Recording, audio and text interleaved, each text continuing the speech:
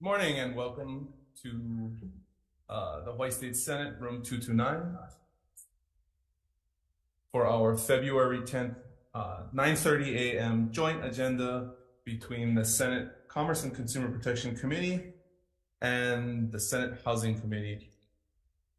This meeting is being streamed live on YouTube, and in the unlikely event that we must abruptly end this hearing due to technical difficulties, the joint committees will attempt to reconvene to discuss any outstanding business on Tuesday, February 14th at 9:35 a.m. and a public notice will be posted on the legislature's website. We have 3 bills on this joint committee agenda, so we'll get right into it. The first is SB 22 relating to bed bugs. This measure prohibits landlords, including those operating in public housing and educational dorm settings, from renting a dwelling unit that the landlord knows has a current bed bug infestation. It also establishes procedures that landlords shall take upon receiving notice of an actual or suspected bed bug infestation. First up, we have the Hawaii Pest Control Association offering comments. Good morning. Good morning, Chairman, plural, and members of the Joint Committee. I'm Tim Lyons. I'm with the Hawaii Pest Control Association. And as noted, we just want to provide a few comments. First off is that this bill rightly acknowledges that if you're going to treat for bed bugs, you have to treat not only that unit, but the unit above, the unit below, the unit to the left, and the unit to the right. So it can be a very expensive proposition. We'd like to also note that there are some people in the community that think they are chemically sensitive, and this bill doesn't provide for any exceptions, which you may want to incorporate should the bill move. Additionally, the time frames are just too tight. They probably will not get a pest control operator within 5 days or to do the treatment within 7 days. And just for information on the science of it, one female lays 1 to 5 eggs a day and 541 eggs in a lifetime. So you can see how this is so prolific. We attached to our testimony some pictures. I'm afraid they probably didn't come out too good, but you'll see those little black dots. It came out quite well in the digital testimony. Oh, good. Well, all those little black dots are bed bugs. You can see them right next to people's medicine in their shoes. These are all photographs from real life situations in Honolulu. And I will also warn you that the last time I testified on bed bugs, about half the room was itching. So I didn't do it. Thank you very much. You're welcome. Next, the Hawaii Public Housing Authority. Morning, Chair, Vice Chair, members of the committee. We send in our testimony, opening comments. I appreciate it. Thank you for standing on your testimony. We also have late testimony from David Chi in opposition. Okay, that's all the submitted testimony we have on this measure. Is there anyone else who would like to testify? Members, any questions? Quick question. Senator McKelvey. Thank you. Tim? Thank you so much for your disgusting testimony. Sorry. You say that you know there might be people who are chemically sensitive, but I thought bed bug treatment was done by pumping hot air into the unit, so there's chemical treatments as well. Yeah, that's one of the treatments, and it's very difficult in Hawaii to have any efficacy to that because of the leakage. Our construction techniques aren't always the best tight for that. So typically what's used is a spray, but if it's really bad, they fumigate it, just like they fumigate a house for termites. Okay. So the whole unit gets encapsulated. And then to your time frames in the bill, I appreciate your observation because it can be like on the neighbor islands especially, it can be quite, an extended period beyond 5 days just to get somebody to come out, even if you schedule right away. So if the bill moves forward, do you think there should be some allocation made, at least for flexibility, at least made for the neighbor islanders where there could be an issue insofar as getting a pest control person? Actually, I think you'd need that for everybody, not just the neighbor islands, but yeah. Okay. You need for everybody, because everybody's packed up at the moment even. Okay, thank you so much. Thank you, Chair, appreciate it. Members, any other questions? Okay, thank you. We will move to the next measure on the agenda, SB 1206, relating to deposits of public funds. This exempts depositories from the requirement to pay all deposits of public funds upon demand upon the condition that the depository have provided loans with below market interest rates and longer terms for housing projects where all dwelling units are exclusively reserved for owner occupiers who own no other real property and are residents of the state. DCCA, offering comments. Good morning. Hi, good morning. Chairs, my name is Iris Ikeda. I'm the Commissioner for the Division of Financial Institutions of the Department of Commerce and Consumer Affairs. A mouthful.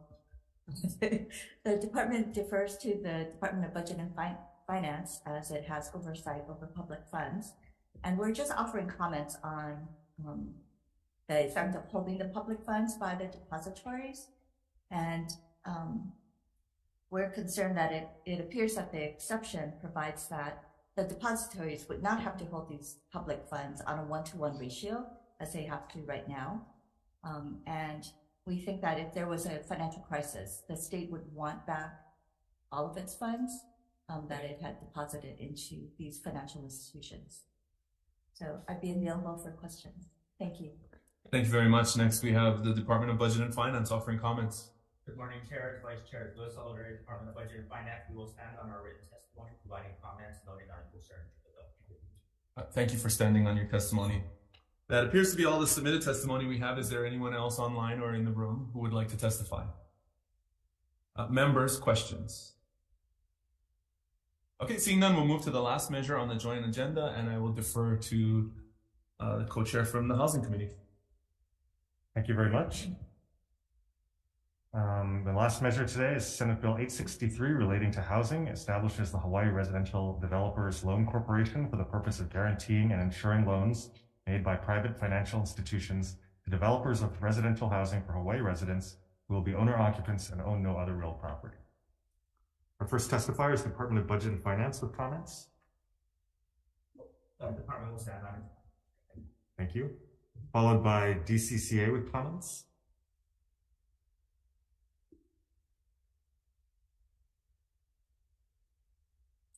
Aloha. Again, my name is Iris Ikeda. I'm the Commissioner for the Division of Financial Institutions, part of the Department of Commerce and Consumer Affairs. And we limit our comments related to the Guarantee Fund and the mortgage origination activity. We fully support the intent of the bill to encourage financing of residential housing projects for Hawaii citizens. Our comment about the activity is because the financial institutions do not underwrite these residential loans, it may not accept the loans established by the corporation. And so the corporation might become the financial institution to, one, fund the mortgage loans, and two, become the mortgage servicers to collect these payments. Thank you. Thank you. Next is HHFDC with comments. HHFDC stands on its written testimony on comments. Thank you. And then finally, Stanford Car Development in opposition. Is there anyone else wishing to testify on SB 863? Morning, Chair.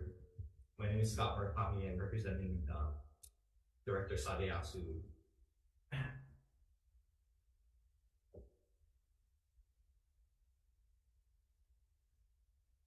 Morning, chairs, members of the committee. My name is Scott Murakami. I'm representing Director Sadayasu, as well as Deputy Director Wicker from DBED. They both, unfortunately, were not able to make it today. I apologize for our late testimony. I just handed it to the clerk. We just submitted testimony offering comments, and we're happy to work with you on this measure in any way. Mahalo. Thank you very much. Anyone else wishing to testify on Senate Bill 863? Okay, if not, I do have one question for DCCA. DCCA? Oh, sorry. yes. So you were talking about underwriting residential mortgage loans. And I guess I don't understand that point because the intent of the bill is not to underwrite residential mortgage loans, but loans from banks or private lenders to developers, not necessarily consumer mortgages. Am I missing something? Is there a way to tighten up the language to make that point clear? Okay, well, maybe we are misreading it also, but we are looking at page 2, lines 4 through 9, and it says the application for a loan has been approved by the corporation, and it will issue the lender a guarantee for the percentage of the loan. So for us, that means that it's the mortgage loan, not the developer loan. Certainly, we could be misreading that. Would you recommend that we tighten it up in order to specify that it's not consumer mortgage loans? Sure. Thank you. Members, any further questions? I have questions. Senator Hill. Question B and F.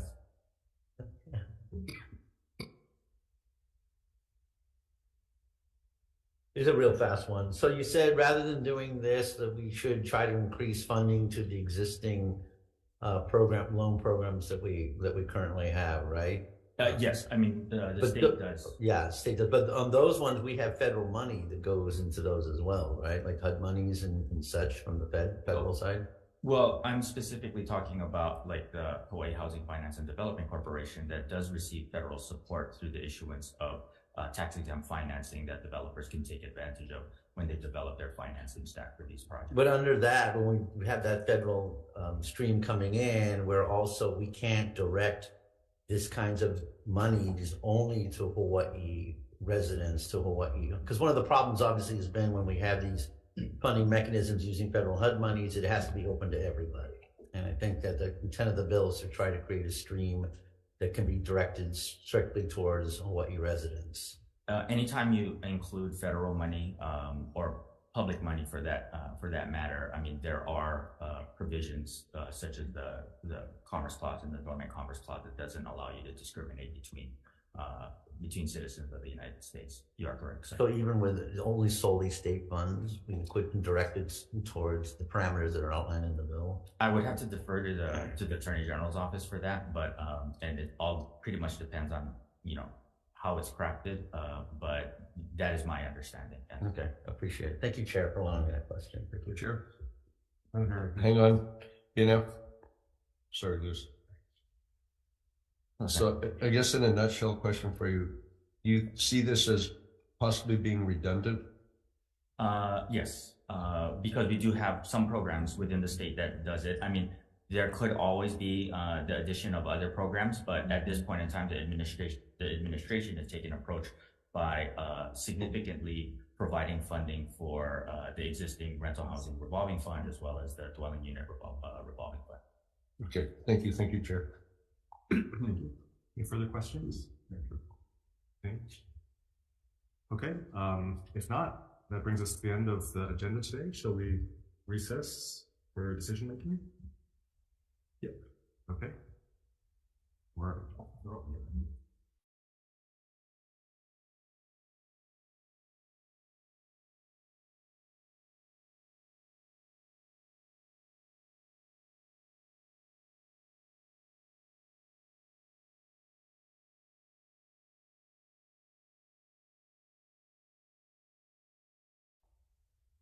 Okay, welcome back. We're here for decision making on this Friday, February 10th, 9:30 a.m. joint agenda between the Senate Committees on Commerce and Consumer Protection and Housing. The first measure on the agenda is SB 22 relating to bed bugs. The recommendation is to pass this measure out with a defective date of July 1st, 2050, and to amend sections C and D, moving the number of days requirement to 14 days for both sections from 5 and 7, and adding a provision in both sections at the end that reads as follows: provided that tenants provide reasonable access upon 48 hours notice. Members, any comments or questions? Okay, seeing none, Vice Chair, SB 22 passing with amendments. Chair votes aye. Thank you. Vice Chair also votes aye. Senator McKelvey? Yes. Senator Richards? Aye. Senator Awam? Aye. Thank you. Measures adopted. Thank you very much. for the Committee on Housing, same recommendation, SB 22, passed with amendments. Chair votes aye. Chair votes aye. Vice Chair votes aye. Senator Kino. Aye. Senator Rhodes. Excused. Senator Awa. Aye. 4 ayes. Recommendation is adopted. Thank you. Okay, for the next measure, SB 1206, relating to deposits of public funds. The recommendation is to move this measure out with amendments. We're going to delete the proposed language in the bill in paragraph G, and instead we will insert a clause in paragraph D, which is the section that provides discretion to the department, which includes among the beneficial effects that the director shall consider lending of funds at favorable terms to enable the creation of housing exclusively for Hawaii residents who would be owner or renter occupants and who own no other real property. So we're going to take the guts of the bill and we're going to move it into the discretionary section for the director to consider when making determinations instead of making it mandatory. Members, we're also going to defect the effective date to July 1, 2050. Members, any comments or questions? Okay, seeing none, Vice Chair, SB 1206, passing with amendments. Chair votes aye. Thank you. Vice Chair votes aye. Senator McKelvey? Yes. Senator Richards? Aye. Senator Awa? Aye. The measure is adopted. Thank you. Thank you very much. And for the Committee on Housing, the same recommendation for Senate Bill 1206 to pass with amendments. Chair votes aye. Chair votes aye. Vice Chair votes aye. Senator Kino. Aye. Senator Rhodes is excused. Senator Awa. Aye. 4 ayes. Recommendation is adopted. Thank you very much. I'll turn it over to my co-chair for the last bill. Thank you. And for Senate Bill 863 relating to housing, having conferred, the chair's recommendation will be to pass this one with amendments as well. We'll be adding credit enhancement to guaranteeing and insuring loans as the duties/powers of the corporation and the special fund. We'll also take SMA's technical non-substantive amendments for the purposes of clarity and consistency. And also on page 3, line 5, clarify that the 5 members that constitute a quorum must be voting members. From DCCA, we'll clarify that page 2, lines 4 to 9 refer to the loans to the developers, not consumer mortgage loans. And we'll also take Stanford Car Development's suggestion to delete section 2 and any reference to using funds from the RHRF to support the proposed program. Any questions? Discussion? Clean date. Clean date, Chair? Clean date, yeah, I think we'll usually WHAM defects everything. Okay, Yeah. just curious. Okay. So for SB 863, Chair's recommendation is to pass with amendments. Chair votes aye. Chair votes aye. Vice Chair votes aye. Senator Kino. Aye. Senator Rhodes is excused. Senator Awa. Aye. 4 ayes. Recommendation is adopted. Thank you. For CPN committee, same recommendation, passing with amendments. Chair votes aye. Thank you. Vice Chair votes aye. Senator McKelvey? Yes. Senator Richards? With reservations? Senator Awa? Aye. Thank you. The measure is adopted. Thank you very much. We are adjourned.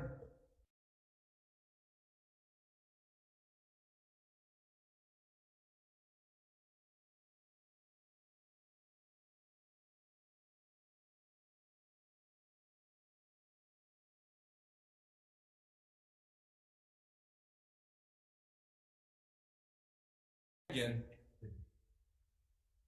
Thank you. Margaret, we're ready.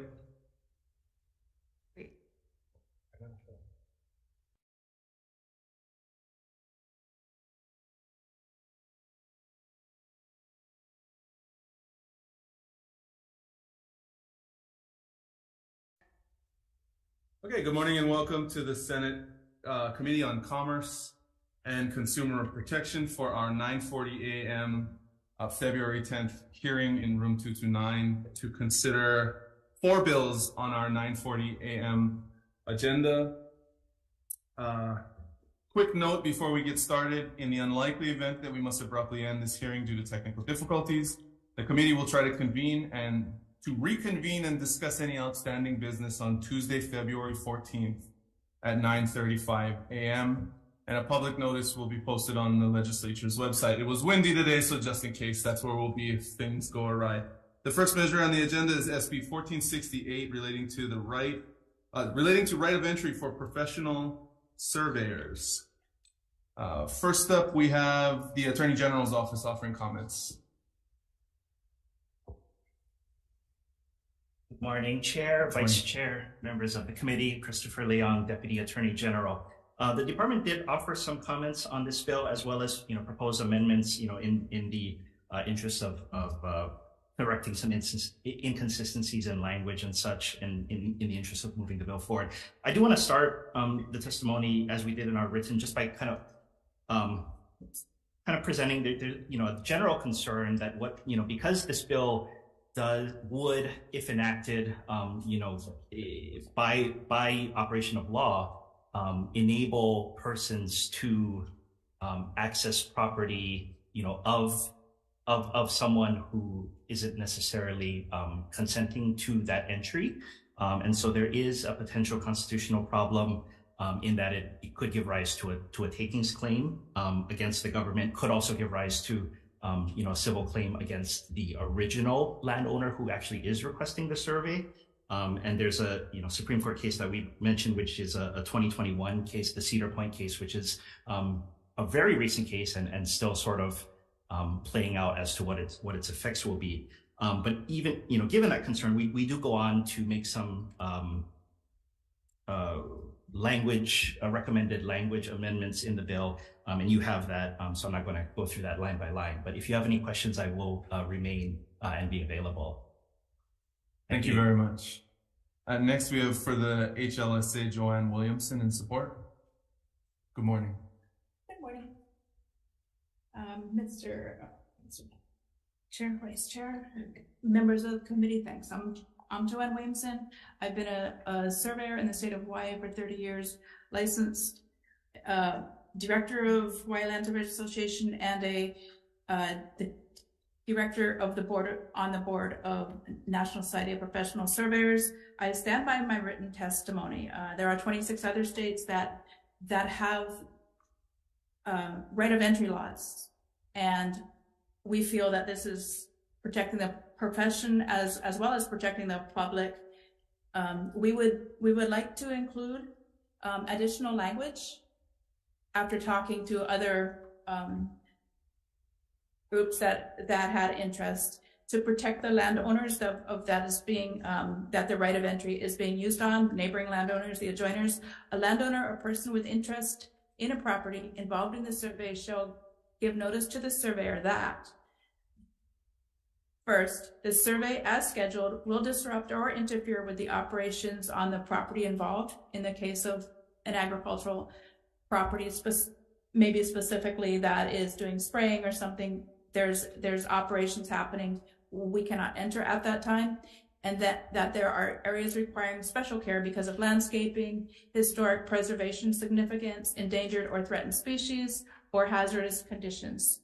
Those are two things we would like to add. And the surveyor shall meet with landowners or persons with an interest in the properties to determine a mutually agreeable date, should either of those circumstances be available. A mutually agreeable date, time, and plan to perform the land surveying. Please let me know if you have any questions. I will be available. Thank you. Thank you very much. Next, we have Meyer Cummings in support. Morning, Chair. Good morning. Vice Chair, members of the committee. My name is Meyer Cummings. I'm a land surveyor licensed to practice in the state of Hawaii. I'm also a director on the board of the Hawaii Land Surveyors Association, which represents the majority of the licensed land surveyors in the state. First, I stand by my testimony previously submitted in favor of this bill, a bill that grants a right of entry to surveyors without the consent of a landowner, but subject to reasonable notice is necessary for land surveyors to do their jobs and protect private property interests. Understandably, some are concerned that this right of entry bill amounts to a taking of property rights without compensation. Indeed, the right to exclude is one of the most fundamental property rights in our society. However, the bill does not grant a blanket right to the public at large to enter and occupy private property at any time they wish without compensating the landowner. Such a right was found unconstitutional in the Kaiser Aetna case. Instead, this bill provides a temporary right to a discrete group of professionals licensed to perform surveys by the state to enter land, but only after providing the landowner with a minimum of 5 days notice. Despite those caveats, however, it is my understanding that U.S. Supreme Court in Cedar Point Nursery versus Hasid has recently deemed under most conditions that any invasion of land sanctioned by the government, whether temporary or not, will amount to a taking per se if the owner is not paid just compensation. However, the U.S. Supreme Court in that same decision left open the door when it stated that there will not be a taking where the government requires property owners to cede a right of access as a condition of receiving a certain benefit. That condition must be roughly proportional to the use of the benefited property. Here, the access is directly germane to the benefit provided to the landowners and the public at large. Land surveyors are licensed by the government to inspect, correct, and maintain a stable and reliable private property regime to maximize the exercise of a landowner's property rights and reduce litigation that may occur due to disputes arising from boundary discrepancies. These benefits are the private owners as well as society, and the benefits are proportional to the minimal access being granted to surveyors. Under this framework, a temporary right of entry for surveys for the strict purpose of conducting a survey fall under the exception to the taking determination and should be permitted under the police powers of the state to benefit the safety and welfare of the community. Thank you. I'll make myself available for questions. Thank you very much. Next, we have the DCCA Board of Professional Engineers, Architects, Surveyors, and Landscape Architects offering comments. Good morning. Good morning. Good morning, Chair, Vice Chair, members of the committee. My name is Sheena Choi, Executive Officer of the Board of Professional Engineers, Architects, Surveyors, and Landscape Architects. We stand on our written testimony and are available for any questions. Thank you. Thank you very much. Next, we have the City and County of Honolulu in support. Okay, Hawaii Realtors offering comments. Good morning. Morning. Morning, Chair, Vice Chair, members of the committee. Mihoko Ito on behalf of the Hawaii Association of Realtors. We did submit comments on this measure. Similar to the other testifiers, we are supportive of land surveyors doing their work, but we do think that there must be a balance struck to prevent running into the legal issues that the other testifiers have mentioned. So one of the things that we noted, for example, in our review of this measure is that it's not clear in the current language whether land surveyors would be limited to the exterior of the property and not interior structures. So we think that's one issue that needs to be reviewed and looked at. Another one is our request in our testimony, which is to change the written notice provision from 5 days to 10 days. We think that's reasonable. And we have spoken to the proponents of the measure and are willing to work with them on language to help fine tune things, but would ask for your consideration of those issues. Thank you. Thank you very much. Next, we have Action Survey LLC in support. Mr. Shaw. Okay, we also have written submitted testimony from the following individuals, all in support: Joe Charles Jr., Daniel Berg, Alika Garo, Louis Pare, Cliff Yim, Victor Rosgato, Michael Silva. Are any of those individuals present? Is there anyone else online or in the room who would like to testify on this measure? Okay, seeing none, members, questions? Okay, I have a question for the Attorney General. Yes, Chair. Thank you. So, as noted in the testimony, there's a law or a similar law to this in 26 other states. How are they able to address the taking issue you identified? I have considered that, Chair. The honest answer is that I'm not sure how they do. States, on the state level, right? Of course, states are free to enact, laws as they see fit and, have the authority to do. It may be that subsequent to enactment, they come into conflict with other law, maybe, for example, federal law.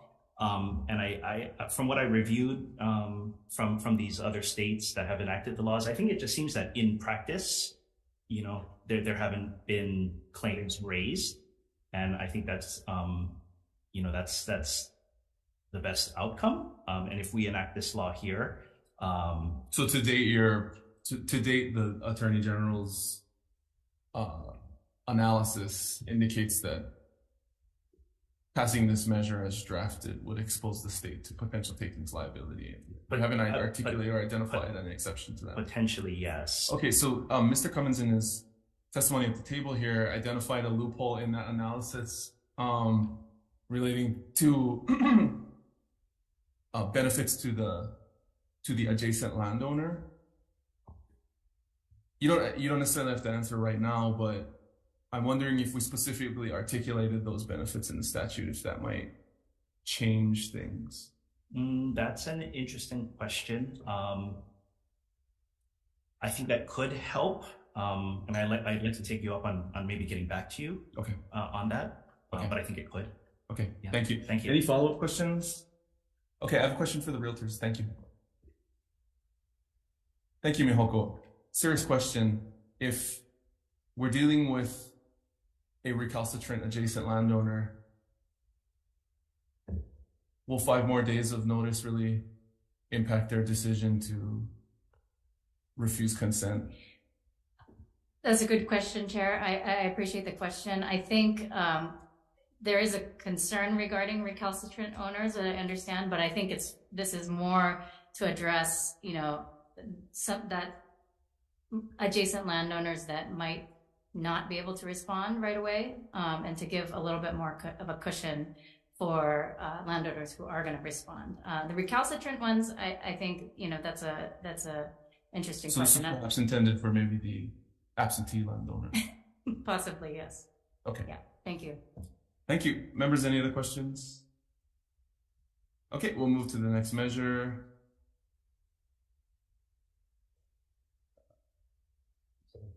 SB 974 relating to consumer data protection. This measure establishes a framework to regulate controllers and processors with access to personal consumer data, establishes penalties, a special fund, and there's also an appropriation.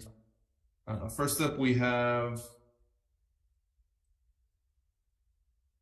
we'll start with the Attorney General's office. Good morning, Chair, Vice Chair, members of the committee. My name is Ben Krebs here from the Department of the Attorney General. The department supports the intent of this measure and has provided 2 suggested amendments in our written testimony, and I'm available to answer any questions. Thank you very much. Next, we have the American Property Casualty Insurance Association of America with comments. Hawaiian Electric Company in opposition. Not present. On Zoom. In person. Good morning. Good morning, Chair, Vice Chair, members of the committee. Wendy Hildebrand, I'm the Managing Counsel and Privacy Officer at Hawaiian Electric. I thank you for the opportunity to provide both written testimony and to be here to testify in person. There are 2 points I'd like to make that are not necessarily reflected in my written testimony. I read through a lot of the testimony that was submitted online yesterday, and there was a lot of talk about data brokers. But the bill isn't limited to data brokers. The bill would include all Hawaiian businesses, including businesses like ours, that are not buying, selling, marketing to people. So we create and amass large quantities of data that are necessary to service electric accounts of Hawaiian residents. And this bill would affect that information and require us to the right to provide copies that's included in SB 974 would require us to turn that internal information, which is meant to be confidential, over kind of like a FOIA request, only without all the exceptions that FOIA has. So I just want to be clear that it's not limited to data brokers. It would include all Hawaiian businesses that have information on more than 100,000 Hawaiian residents. The other thing is it's not limited to information we collect. It's not limited to information about you that we purchase from somebody or that we are selling to somebody else, because Hawaiian Electric doesn't do that. The definition of personal information is so broad, it would include any information that has your name in it. So again, our internal files, our claims files, our engineering drawings, all of our internal files. And I want to make clear that Hawaiian Electric is very considerate of consumer privacy. We are complying with the vast majority of the requirements in this bill already. And we're fine with all of the other consumer rights that are proposed. We're fine with consumers coming to us, verifying if we have information about them, opting out of certain processing, and potentially deleting after our contractual relationship is over. Thank you very much. For all those reasons, we ask that you hold on SB 974 and consider the bill pending in the Thank House. you. Hawaii Financial Services Association offering comments. Yes, Marvin Denny, good morning, Chair, Vice Chair, and members of the committee. We have a proposed amendment, and what that amendment does is it would add on page 10 to the exemptions in item 4, financial institution or affiliate of a financial institution that's subject to the Graham-Leach-Bliley Act. I should note that this would level the playing field and is based on recent legislation in Colorado 2021 and Utah 2022. And this type of exemption is consistent with what is in House Bill 1497, House Draft 1, which is moving. I should note that this exemption is also in the testimony of Sanhai Matt Sujimura on behalf of State Farm, which is coming up, in which on page 2 of his testimony he does propose a similar exemption. We ask for your consideration. Thank you. Thank you very much. Meyer Brown LLP, Mr. Recht, with comments. Thank you. This is Phil Recht. I represent a coalition of companies that provide people search services, and they do it by collecting data about consumers from third-party sources. They compile the data into reports, and they make them available for sale, and they're purchased by a wide array of government, law enforcement agencies, consumers, businesses, and the like. We support this bill, but there is one operational concern that we'd like to see addressed. The bill allows consumers to request that their data be deleted, both the data they supply and data about them. That's very easy to do for companies that collect the data directly from the consumers, but it's very hard for companies like ours that collect it from third parties to do for this reason. We don't collect data on a one-time basis. We're constantly getting new flows of data about consumers every couple weeks, once a month, so that if we delete the data today, it's just going to show back up in our servers within a matter of weeks. And the deletion's only going to be temporary. Alternatively, if we hold back some identifying data so we can keep deleting the data each time a new flow comes in, we will have violated the terms of the law because we didn't totally delete the data. So it's a bit of a catch-22 situation. There's a very simple solution here, which is to give companies that collect data from third parties two options. One, to either hold back some identifying data so they can keep deleting with each new flow, or alternatively, to treat a deletion request like an opt-out request. This solution, which by the way is probably what the consumer wants in the first place, this solution has been adopted in every single state that has passed a privacy law so far. It is also included in the other data privacy bills that have been filed this year, Senate Bill 1110 and HB 1497. It's makes the law work. It's helpful actually to consumers, not harmful. And we would just urge you to add it to this bill as well. Thank you very much for your attention. Thank you very much. You know, I didn't note it at the beginning of this hearing, but I would like to mention that we have a 2-minute testimony time limit in this committee. We have a number of bills that we are considering. We have received all of the written testimony. It's been provided to the members. I've reviewed it.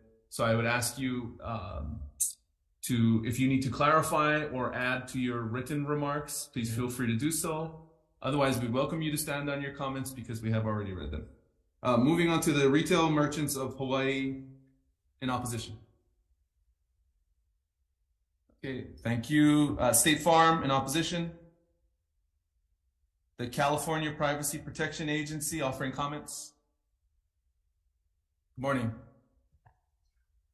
Good morning, Mr. Chair, Vice Chair, members of the committee. Thank you for the opportunity to speak today. My name is Maureen Mahoney. I'm the Deputy Director of Policy and Legislation at the California Privacy Protection Agency. Our originating statute, the California Consumer Privacy Act, directs us to work with entities in other jurisdictions to ensure consistency in privacy protections where possible. We hope our experiences in implementing the CCPA are helpful to you as you consider your legislation. And we're encouraged that SB 974 shares similarities with California's approach. For example, there are provisions that make it easier for consumers to exercise their rights. Key among those are a requirement that businesses honor browser privacy signals as a global opt-out of sales so that consumers in a single step can express their privacy preferences with all the businesses with which they interact. Second, a prohibition on dark patterns in obtaining consent. This helps ensure that consumers' will is actually enacted, trying to stop these confusing pop-ups that nudge consumers into sharing their information when they didn't intend to. And finally, like California, there's no requirement to verify opt-outs, which can provide friction for consumers when trying to exercise their preferences. There are some differences in the statute, but I will refer to my written testimony, and I thank you for the opportunity to speak. Thank you very much. Kelly McKinley's in support. Good morning. Thank you, Chairman, Vice Chairman, and members of the committee. I appreciate the opportunity to testify in support of this bill. This bill is very similar to the other laws that have passed with a couple of differences. But there is a trend that these laws are going through, as California just testified. It started with California in 2018 with the first law. Then there were 2 more in 2021 and 2 more in 2022. This year, 13 states are considering bills very, very similar to this. So that's certainly a trend. It's similar to the trend back 20 years ago with data breach notification laws. The advantage of this bill, in many ways, is that it does cover several types of data. So we're not sitting here nitpicking geolocation data and biometric data and things like that. It does provide a broad spectrum. The downside of that is it's not as stringent as some of those other laws that you may see in other bills, but it is a very good basis, and it does provide a number of rights for consumers. And one of the ones that I like in particular is it's got a carrot approach. It allows carrots, but not sticks. So for instance, if a store wants a loyalty program, that's not a problem. They can offer a different price based on that, because carrots are allowed in this bill when it talks about exercising rights. But what you can't do is deny services in specifically for things like cookies. So having a carrot but not a stick for consumers is to their benefit. So this doesn't in any way hurt consumers. It helps them and allows them to exercise these rights.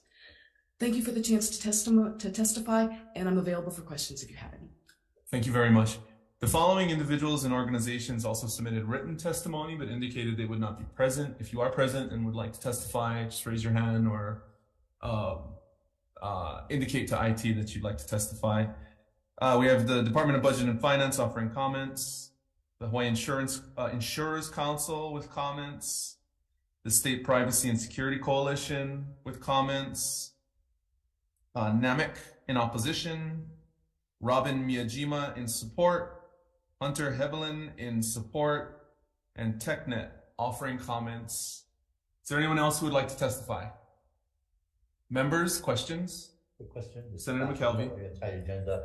Is California still on the horn by any chance? I guess yes, not. Sir. Oh, you are? Okay. Hey, thank you so much for weighing in and testifying. We appreciate your experience out there with trying to model this bill. Several testifiers have asked for a Graham-Leach exception in the measure. Is that something that California has in its present law on your end, or no? California has an exemption for information covered by the Graham-Leach-Bliley Act, with the exception that the measure's private right of action in the event of a negligent data breach isn't part of that carve-out. So that still applies to that information. However, there's not an entity level exemption for entities that are covered by Graham-Leach-Bliley. It's narrower, an exemption just for the information covered. So an exemption in this bill for that should be narrowly tailored in your experience towards what California's exemption is. I mean, that's the California approach, and we think that's appropriate for California. Don't know very well. No, we obviously follow you in a lot of different areas, and so yeah, no, your experience is very helpful. Thank you, Chair, for allowing me to question. You're welcome, members. Any other questions? All right, thank you very much. We'll move to the next measure on the agenda, SB 1178, relating to privacy. This modernizes the definition of personal information for the purposes of notifying affected persons of data and security breaches. First up, we'll do the DCCA, Office of Consumer Protection. They are in support. The Hawaii Bankers Association offering comments. Good morning. Morning again. Chair, Vice Chair, members, Mihoko Ito with Sanhai Government Strategies on behalf of the Hawaii Bankers Association. We do have some suggestions relating to the definitions in this bill, and I believe many other testifiers may have other suggestions. But because this bill triggers requirements for businesses with respect to when security breaches occur, we believe that the definitions need to be really precise in order to provide clarity as to when these obligations are triggered. So we did have some suggestions for the definitions to the name. Also, with respect to specifying that financial accounts, credit or debit card numbers are in their entirety versus redacted. And then finally, with respect to what constitutes a public record and not limiting that to just government records. Happy to answer any questions. Thank you. Thank you very much. Next, we have the Hawaii Financial Services Association offering comments. Sorry, Chair, hold on one moment.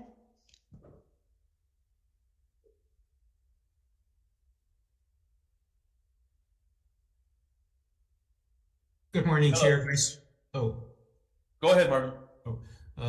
Good morning, Chair, Vice Chair, and members of the committee. Marvin Dang, representing the Hawaii Financial Services Association, offering comments and suggestions. This is the 4th year that the legislature has been dealing with this particular issue. That is the one that I'm focusing on, the Social Security number redaction. And last year, this committee did agree with my comments and went with the proposed amendment that I have on page 3, which would have as a specified data element an individual Social Security number either in its entirety or more than the last 4 digits. What this bill as written does, Chair and members, is it would actually eliminate redactions down to the last 4 digits. We have in my footnotes on page 2 numerous statutes which allow for the 9-digit Social Security number redacted down. This bill would change that and eliminate the last 4 digits. We shouldn't be dealing with something like this piecemeal, especially since there are 9 or so statutes which would be contrary to this. Obviously, over the past few years that this has come up, nothing has been changed on those statutes. I'm not sure what the urgency is to change it this year as opposed to any of the past 3 years. We would be willing to work in the interim on a omnibus global aspect. Thank you very much. Thank you very much. Thank you very much. Looks like we have the DCCA back on Zoom.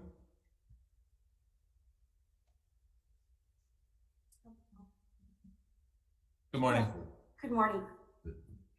Are you able to hear me? Yes, please proceed. Yes. Good morning, Chair, Vice Chair, and members of the committee. My name is Melina Sanchez. I'm an enforcement attorney at the Office of Consumer Protection, standing in on for our Executive Director, Mana Moriarty. The Office of Consumer Protection stands in support of the bill with amendments noted in our written testimony. I'd like to highlight those 2 amendments. One would be to, as currently drafted, the definition for identifier refers to mobile phone numbers. We believe by deleting the word mobile and simply stating a phone number, all individuals who provide a phone number, whether it be a mobile or a landline, in combination with 1 or more specific data element, will have their privacy protected. An additional amendment we would like to see in the bill is that there's a significant military presence here in Hawaii. By adding language to include military identification numbers under the definition of specific data element, we believe it will protect the privacy of service members in Hawaii who use their military identification numbers. Thank you for giving me the opportunity to testify. I'll be available for any questions. Thank you very much. We also have written testimony submitted in opposition by the State Privacy and Security Coalition, in support by Natalie Awasa, Kelly McCanley's. Chairman, Vice Chair, and members of the committee, thank you for the opportunity to testify. I'd like to address testimony that you just heard from another participant a couple of minutes ago, and that is about the last 4 digits of Social Security number. This bill was amended last year to say 5 or more digits, but the problem is Hawaii is unique. All other states, the first 3 digits, they have at least 20 different options for those first 3 digits. Hawaii doesn't. Hawaii only has 2 options for all adults for the first 3 digits. If you got your Social Security number in Hawaii, your first 3 digits for an adult is 575 or 576. That tells bad actors that if they have those last 4 breached, or however, then they already know 7 digits. So the whole concept of 5 or more digits is erroneous when you're talking about Hawaii, and everybody starts with 575 or 576 if you're an adult and you got your Social Security number in this state. So they already have 7 digits. 5 is just doesn't make any sense. So that's why it's so important to keep 4, given the fact that those first 3 digits are the same, and then for the center 2 digits, which is all that's protecting those numbers after a breach, some years had as few as 20 different middle numbers. So it's not even 100 for the 2 digits. It's sometimes 20. And if you go to those that are 18 and younger, it's even less. Their Social Security numbers begin with 750 or 751, but those 2 digits, some years are as few as 10 middle numbers. So if the last 4 are breached, and we know the first 3 are 750 or 751, and there's only 10 options for the middle 2, how hard is it to reverse engineer that in Hawaii? So Hawaii is unique. We are different than any other mainland state that has a ton of different numbers for the first 2 and middle 2 qualifiers. So thank you for the opportunity to testify, and I'm available for questions. Thank you very much. We also have comments offered by the Hawaii Credit Union League, opposition testimony from TechNet, and supporting testimony from Michael Alder. Is there anyone else who would like to testify? Members, questions? Real quick question. Senator McKelvey. Is Marvin still around? Mr. Dang? I am. Yes. Hey, thank you for being here. You heard the testimony of the previous testifier that because of Hawaii is unique insofar as having a limited pool of these prefix numbers, that the usual practice of redacting everything but the last 4 doesn't give you the privacy protection that is needed. Do you think because of our unique situation that having this redaction with only the last 4 numbers doesn't work for us insofar as privacy security goes? You know, certainly the points that she made were made by her in 2021, 2022, and this year.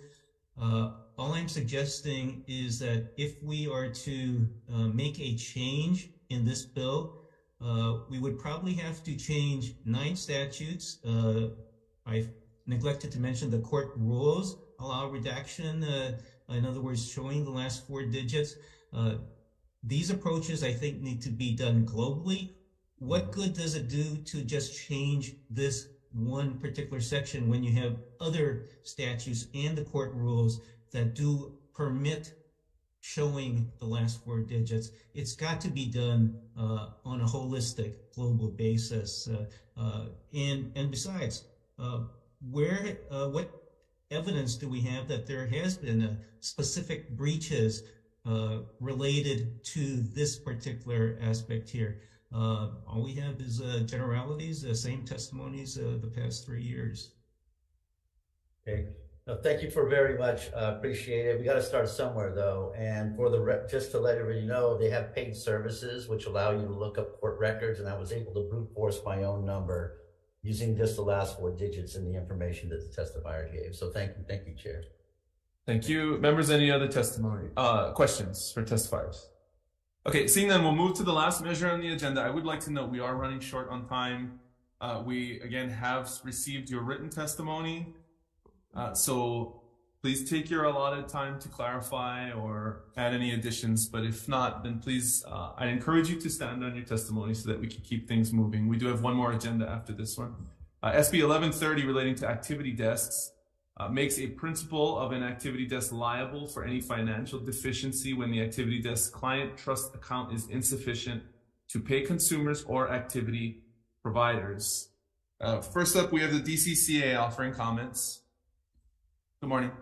Good morning, Chair, Vice Chair, members of the committee. My name is Sheena Choi, Executive Officer of the Activity Desk Program. We stand on our written testimony and are available for any questions. Thank you. Thank you very much. Next, we have Activities and Attractions Association of Hawaii. Antoinette Davis in support. Aloha, yes, I stand on my testimony and do support the changes that DCCA has offered in 468M, Section 9. It's very clear the fiduciary responsibilities of the fund, so the deficiency in those funds shouldn't be an issue. Thanks. Thank you very much. Next, we have Quicksilver Charters in support. Not present on Zoom, Chair. Thank you. The following organizations and individuals also submitted written testimony. Please identify yourself if you'd like to testify presently. Captain Steve's Rafting in support. Haleakala Bike Company in support. Lahaina Cruise Company in support. The Ocean Tourism Coalition in support. Extended Horizons in support. Greg Howarth and John Gaskins also in support. Late testimony from the Hawaii Lodging and Tourism Association, the Maui Hotel Lodging Association, and the Maui Chamber of Commerce, all in support. Is there anyone else who would like to testify? Members, questions? Okay, seeing none IT, I'd like to move decision-making on these items to the end of the agenda so that we can move right into our joint committee hearing with the PSM committee. Do I need to gavel out and gavel in? Yes, please. Okay, so we're going to take a recess on this agenda so that we can open on our joint committee hearing agenda. Recess.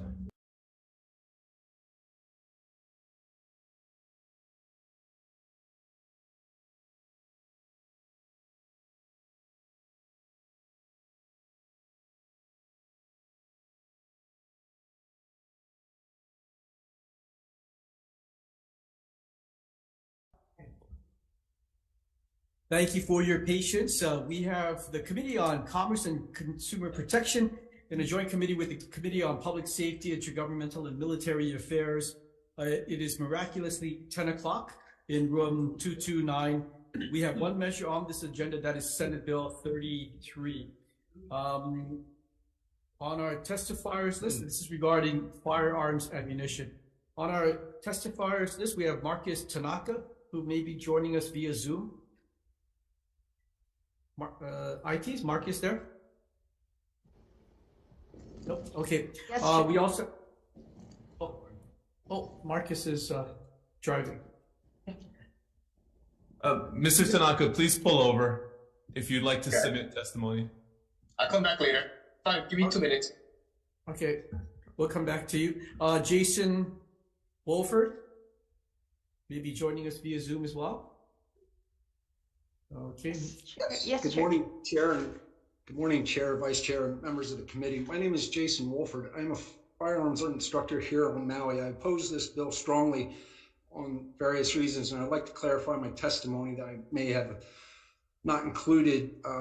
Maui County tried a proof of registration just to use the firearm range here to verify that firearms are legal. This bill had to be changed and deleted in Maui County because they found out it is not legal under current law. Under 134.3-B, it states that the information and registration is confidential and shall not be disclosed to anyone except for the following: producing of registration, the database management by the Hawaii Criminal Justice Center, 3, by law enforcement agencies for its lawful performance of its duties, or 4, by a court. So the individual behind the counter at the local gun store is not allowed to ask for your registration under current law in order to verify you have a firearm under that caliber in order to purchase that ammunition. Also, I took notice in the bill afterwards under 134-4, transfer and possession of firearms and ammunition, it states, B, no person shall possess any firearm or ammunition that is owned by another, regardless of whether the owner's consent or possession of a firearm or ammunition, therefore without a permit from the chief of police. An individual cannot obtain a permit for ammunition because they do not own the firearm, because they have not completed my firearms training. So I would not be able to lend ammunition to an individual under this bill the way it is currently written, which would stop all firearms safety classes here in the state that we try as firearms instructors to educate and have responsible individuals and firearm owners here in the state and safe training. Okay, thank you. I'm available for any questions or comments. I've also submitted a copy of the Maui County letter in my testimony. Hopefully that came through in my testimony as well. I'm not sure if I attached it correctly. Okay, thank you, Mr. Wolford. Next testifier is Michael Rice. Aloha. Michael Rice, again testifying on SB 33. I stand in opposition to this bill.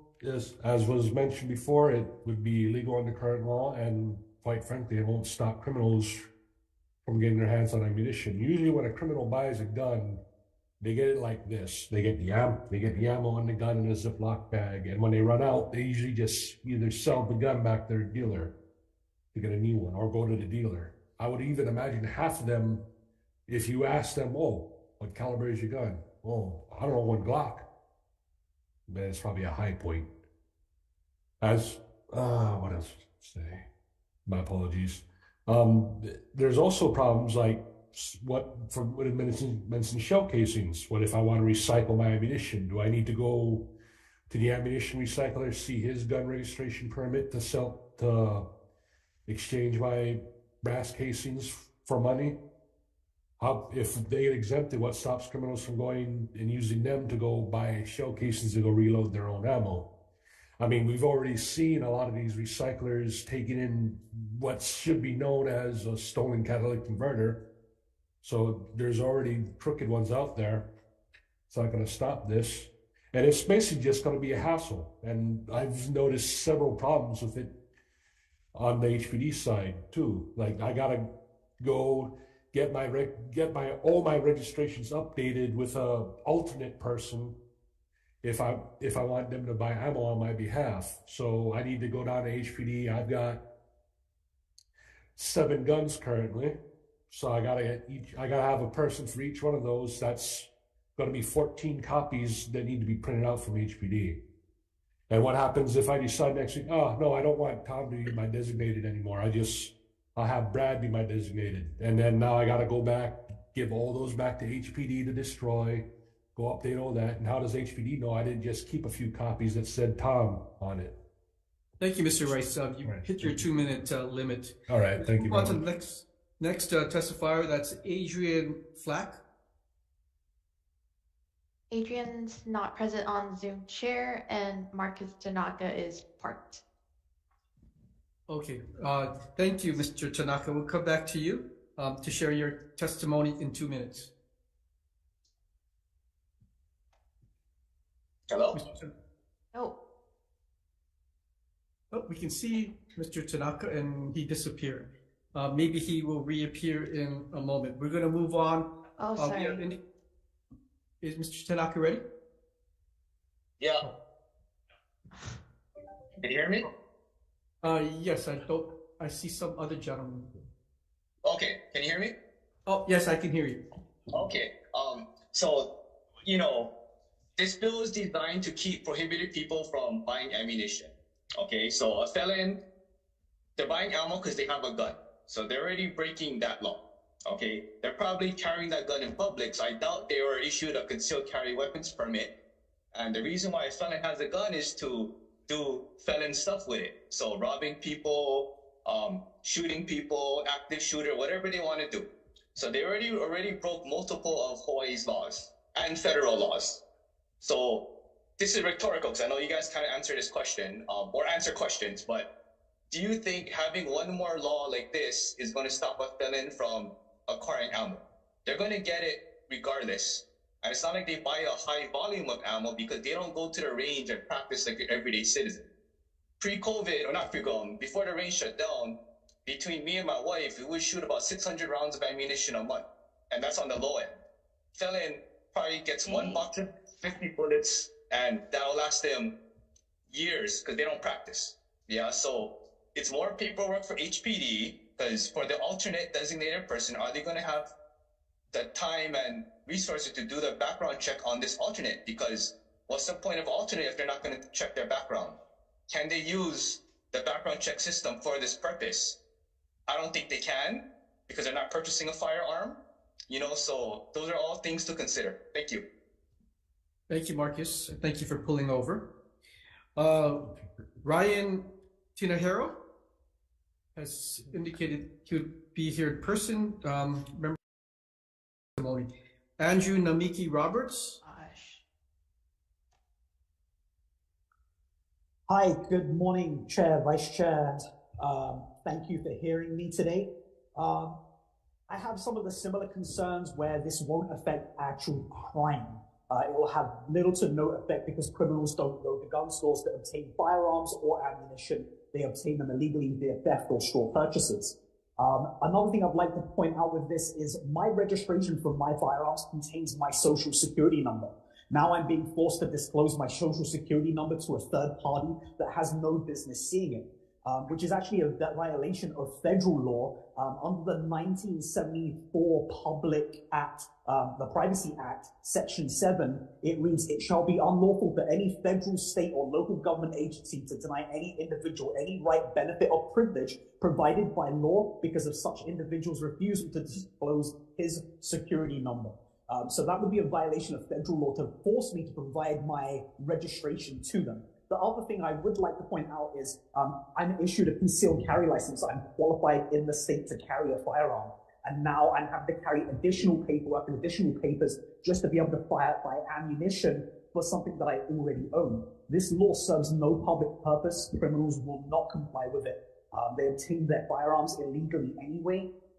It's going to do nothing to actually stop crime. It's only going to affect law-abiding citizens, and it's going to delay and deny them their right based on having a piece of paper. Not to mention the fact that any firearm that was owned pre-1994 doesn't have a registration. Therefore, these people would have to go register their firearms outside the scope of what the law says that they have to do. Again, this is something that's going to serve little to no purpose, is in violation of federal law, and only affects the law-abiding citizens of the state with no sort of gain for public safety. Thank you. Thank you, Mr. Roberts. We're going to move on to Todd Yukutake.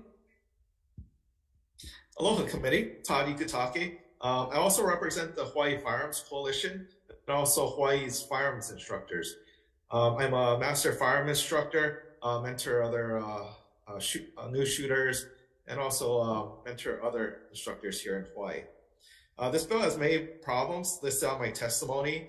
One is as far as firearms training, basic pistol training, safety training for new gun owners, never touched a gun before. We're not able to give them ammo to shoot in class, or they cannot buy their own ammo and bring it to class as some instructors require. So this basically stops the required firearm safety training in Hawaii. Other things, traveling hunters and competition shooters, they come in from the mainland. They need to buy ammo here to shoot their things on the weekends. They're not going to be able to do this because they won't be able to get a registration form. Multi-caliber firearms. Firearms don't just shoot one type of ammo. They shoot multiple types. Like with my Glock, I can shoot 9mm, 40 caliber, 22 long rifle. And that's just with a barrel swap, and that is common for people to do. Even with rifles too. So there are multiple calibers of ammunition each firearm can use. This is also unnecessary work. Everyone has to re-register their firearms, put those multi-calibers on, or additional people. More work for us, more work for the police departments who are already strained. This won't affect criminals because criminals have different places to get ammo. They steal it with the gun, usually ammo is with the gun that they steal, get on the black market, bring it in from the mainland. And like Marcus said, they don't need much ammo. I shoot about 200 to 300 rounds a day when I practice. Criminals only need like 10 or 20 rounds to commit their crimes. And lastly, this bill is unconstitutional, does not meet the historical or tradition standards per the Supreme Court's ruling last year. So please oppose this bill. I'm available for questions. Great. Thank you for joining us. We have indications of Deb Nemad in person, but is Deb Nemad here? Nope. Okay. We have Stephen Lee has indicated. Oh, hi, Mr. Lee. Welcome. Good morning, Mr. Chair, Vice Chair, and members of the committee. I've been a sportsman enjoying the shooting sports in Hawaii for almost 50 years now. I'm a hunter and active. This bill is obviously written by someone who's not familiar with the shooting industry and the sport. For example, it burdens Hawaii's shooters tremendously while doing little to nothing to prevent crime. The restrictions on ammunition are so severe, it's like making the same restrictions on a golf club, which could be used as a murder weapon. It's not the golf club that's the problem. This bill states that ammunition is the problem. It's not the ammunition is the problem. It's the people's behavior is the problem. And it doesn't understand that, for example, I have a gun that has a rifle that I shoot in competition, and I hunt with it. I have 5 different barrels with it, or with different calibers.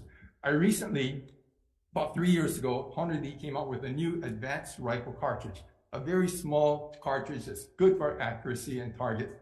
So I spent $1,200 to buy a barrel for this. Due to the supply chain shortage, I can't get ammunition in Hawaii. I can't even get the brass in Hawaii. So even if I were to register that barrel in Hawaii, I can't get the ammunition. So there's lots of ways to get ammunition. So I make my own. I got another cartridge and I sized it down to fit this. Now, this bill doesn't understand this. It's terrible. It's really terrible. It's like putting handcuffs on a golfer who would have to go and register his golf clubs. He couldn't loan it to anybody but one person that he registers. When I go hunting, my son-in-law wants to go hunting with me.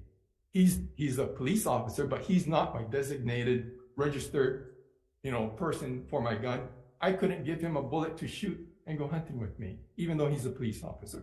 I strongly oppose this. It's unconstitutional. And for many other reasons, I strongly oppose this bill. Thank you. Thank you, Mr. Lee. Is there anyone wishing to testify in person or online? Yes, officer.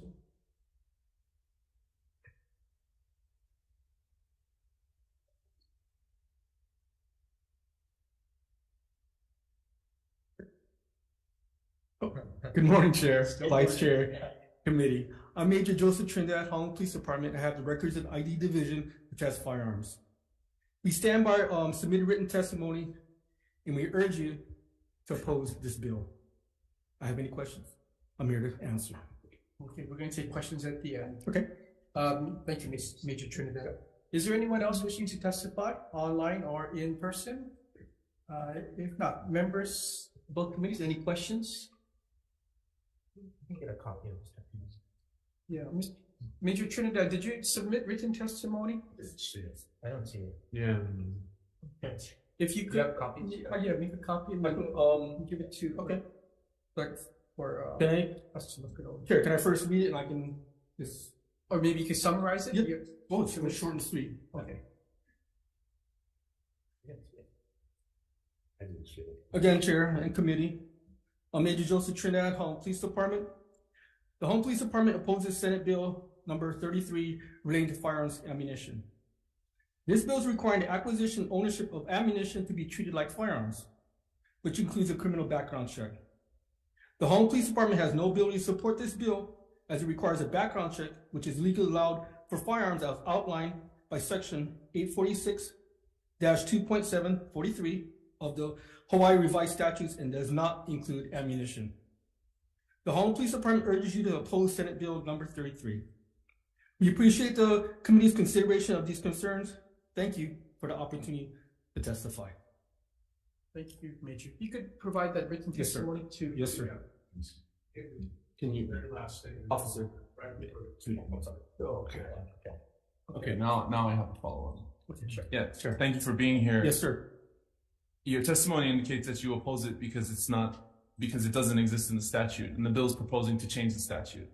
So what's the actual reason that the Honolulu Police Department opposes the measure? Because it's, again, by Section 846-2.7, which I have right here, it says, the county police departments on applicants for permits to acquire firearms pursuant to Section 134-2 and on individuals registering their firearms pursuant to Section 134-3. It doesn't say anything about ammunition. So if we amended that section of the statute to accomplish the objectives in the legislation, would you support it?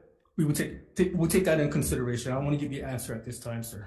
Okay. So it would be helpful for the department to further clarify exactly what their position is on the bill, because you're essentially just saying you don't support it because the statute needs to be changed. Yes, sir. Thank you. Members, any further questions? If not, we'll take a brief recess prior to taking the vote.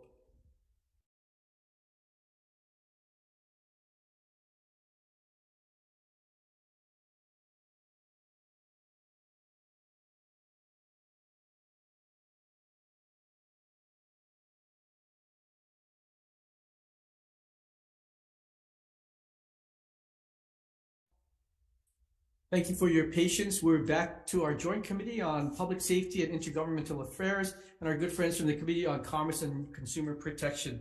The two chairs have conferred, noting that the many testimonies and sentiments in opposition to this measure. the two chairs have conferred and have decided to defer this measure. Okay, we're adjourned.